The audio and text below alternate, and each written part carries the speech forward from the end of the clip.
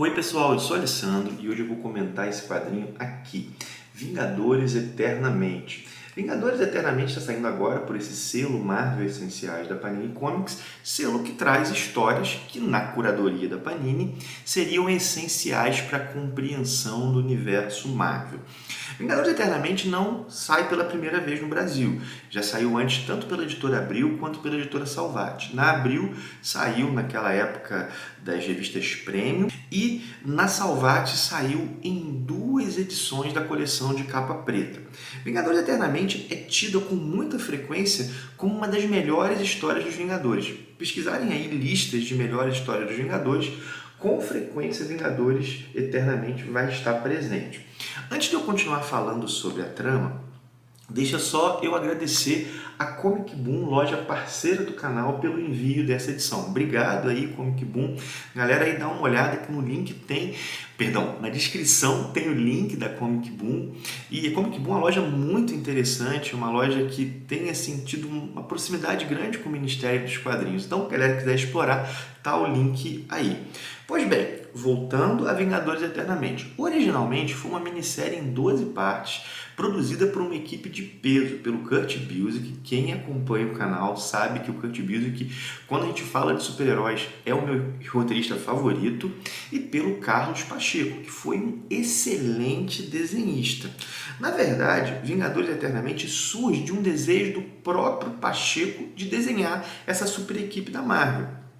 Ele estava renegociando o contrato dele com a Marvel, tinha terminado o contrato, estava começando um outro, e ele colocou essa coisa de querer desenhar os Vingadores.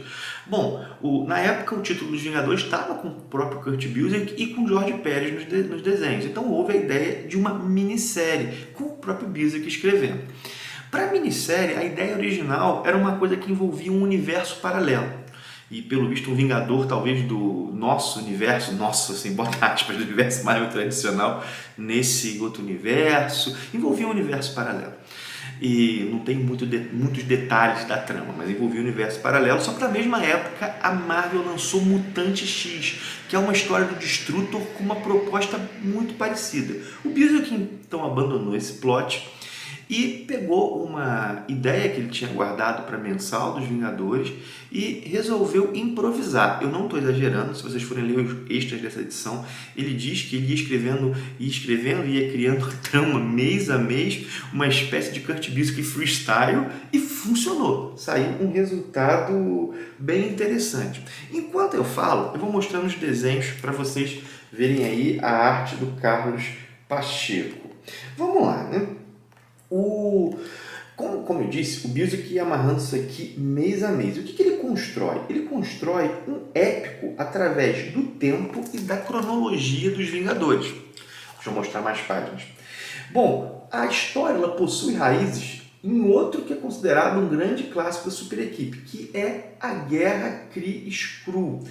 E nessa Guerra Kree-Skrull, o Rick Jones, em determinado momento, ele ganha poderes praticamente divinos. E ele salva todos, ele que dá o encerramento da história, ele funciona quase como um deus ex-machina.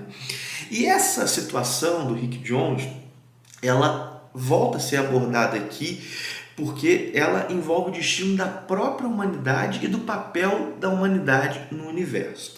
Essa é uma trama que também tem antagonistas assim grandes. Tem o Immortus. Quem é o Immortus? O Immortus é uma versão futura do Kang, mais contemplativa. O Kang, ele aparece bastante na história, inclusive tem bastante importância nela, mas ele não é um aliado, ele não é um antagonista, ele é um aliado dos Vingadores, porque ele não deseja que o Immortus vença, e mais ainda, ele não deseja se tornar o Immortus.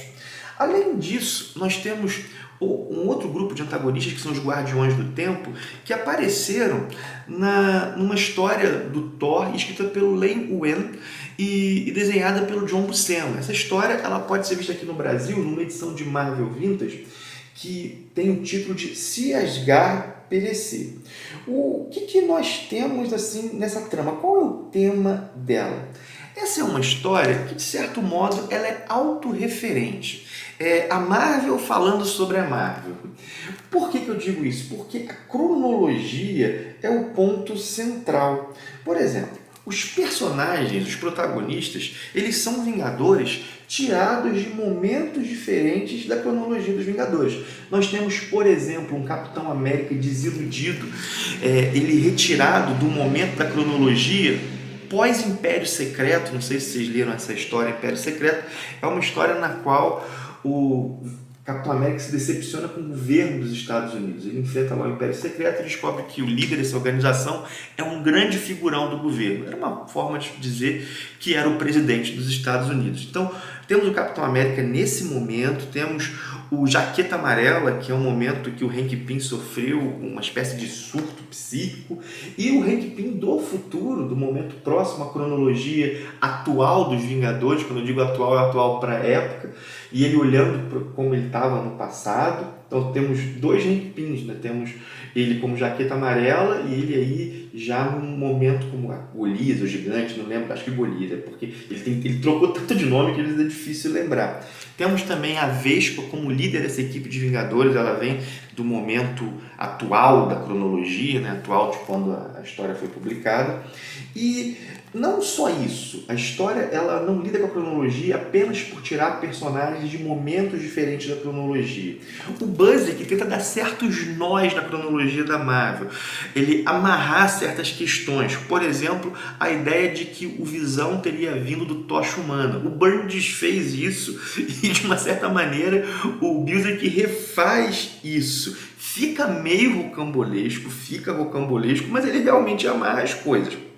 É uma grande homenagem ao universo compartilhado e contínuo da Marvel. Se eu tivesse que resumir Vingadores Eternamente, é isso, uma homenagem a essa ideia da cronologia, do universo compartilhado, das histórias se passarem, das histórias valerem. Elas se passam no mesmo universo e as histórias explicadas no momento valem para o futuro. Ou seja, é uma homenagem ao jeito Marvel de construir histórias de super-heróis.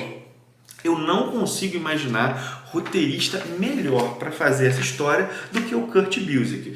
Também é uma história sobre o destino da humanidade e sobre o papel que a humanidade desempenharia no universo. Será que a humanidade seria uma conquistadora implacável, uma certa praga nesse universo, uma praga que valeria a pena extinguir antes dela realizar seus males?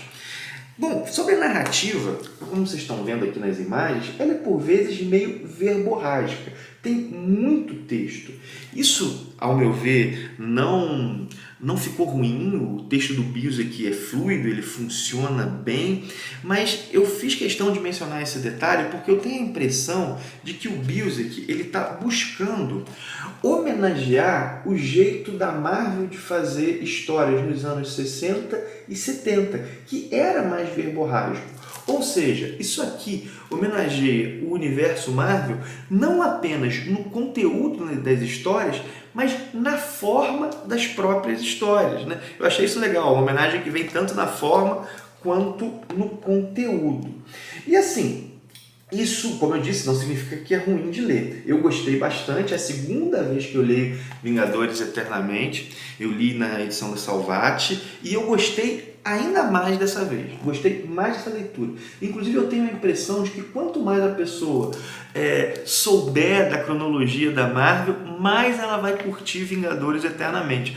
Os caçadores de referências vão curtir muito essa história. Hoje tem muito isso, né? A pessoa, principalmente nos filmes da MCU, as pessoas veem uma cena, isso veio de tal lugar, pô, isso aqui vai fazer a alegria da galera. Mas vale dizer que a referência não está aqui só pela referência. Ela constrói uma história que, como eu disse, homenageia a própria noção de cronologia. Enfim, tem alguns pontos que eu não curti tanto? Tem. O principal deles foi a caracterização do Capitão América. Como eu disse, o Capitão América está num momento de desilusão. Só que a desilusão ela é retratada de uma maneira meio caricata, sabe? Acho que isso poderia ter sido feito melhor pelo Busiek, que é um roteirista habilidoso. Mas assim, é detalhe. É uma história que teve repercussões. A série do Capitão Marvel, do novo Capitão Marvel, o filho do Capitão Marvel original, ela decorre de Vingadores eternamente. E é uma história que é muito legal de ler, e principalmente para quem é fã de super-herói, assim. É uma história que é uma, sei lá, uma declaração de amor aos super-heróis Marvel. Enfim, é isso. E, como eu disse, acho que merece figurar entre os marcos dos Vingadores. A edição da Panini tá legal, tem uns extras que são bacanas, porque eles falam da contextualização do momento que a história saiu. Aqui, ó, é uma introdução até longa do próprio Kurt Busiek, uma introdução que ele escreveu lá em 2000. É bem legal, ele dá algumas informações sobre os bastidores da trama. Enfim, né, gente? É isso. Tá aí o meu olhar sobre Vingadores Eternamente. Como eu disse e botei direto já na thumb do vídeo, uma das melhores histórias dos Vingadores. Repeti isso mais de uma vez, né? Bom, repito agora no final do vídeo também. Vou parando por aqui, espero que você tenha gostado do vídeo. Curte, comenta, compartilhe, dá uma olhada na Comic Boom. Vou parando então por aqui, um forte abraço e até o próximo vídeo.